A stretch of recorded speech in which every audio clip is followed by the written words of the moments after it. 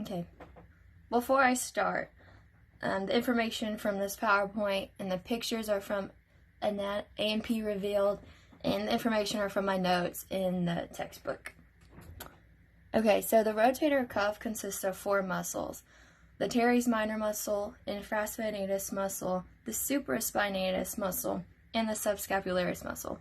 And each of these muscles will originate medially and move laterally to attach onto the humerus.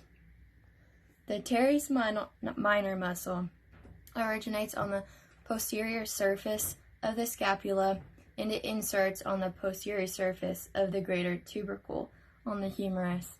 And the nerve that innervates this muscle is the axillary nerve, which comes from vertebra C5 and C6, and the circumflex scapular artery, as well as the subscapular artery, supply blood flow to this muscle. And the function of this muscle is lateral rotation of the arm, which moves the arm towards the side of the body, and weak adduction of the arm, which holds it in anatomical position.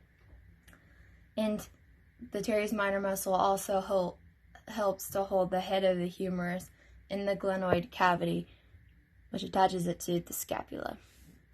And the infraspinatus muscle originates on the infraspinous fossa of the scapula, and it inserts on the greater tubercle of the humerus. The innervation for this muscle is the subscapular nerve.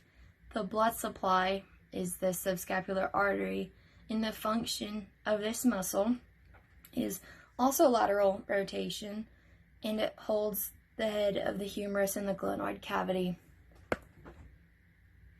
The supraspinatus muscle originates on the supraspinous fossa of the scapula, and it inserts as well on the greater tubercle of the humerus. The subscapular nerve innervates this muscle to bring it information and to tell it to move. And the subscapular artery supplies blood flow to the muscle. The function of the supraspinatus muscle is abduction of the arm. So it moves the arm away from the body. And the subscapularis muscle originates on the subscapular fossa of the scapula, and it inserts on the lesser tubercle of the humerus. And the nerve that innervates the subscapularis muscle is the upper and lower subscapular nerves. And the artery that supplies blood to this muscle is the subscapular artery. And the function of this artery is medial rotation. So unlike lateral rotation, where it moves the arm to the side of the body, it's moving the arm to the middle of the body. And this muscle also assists in holding together the head of the humerus in the glenoid cavity. All of these 4 muscles, the teres minor, infraspinatus muscle, supraspinatus muscle, and the subscapularis muscle, are posterior, and they help to move the glenoid cavity, the humerus, medially, laterally, and assist in abduction, weak abduction, and adduction. And so the subscapular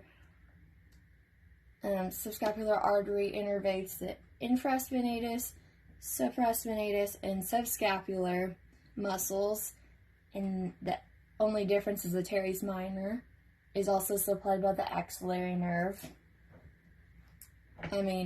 Circumflex scapular artery, and the nerves are the same for infraspinatus, supraspinatus, and subscapular nerve, muscle, which is the subscapular nerve.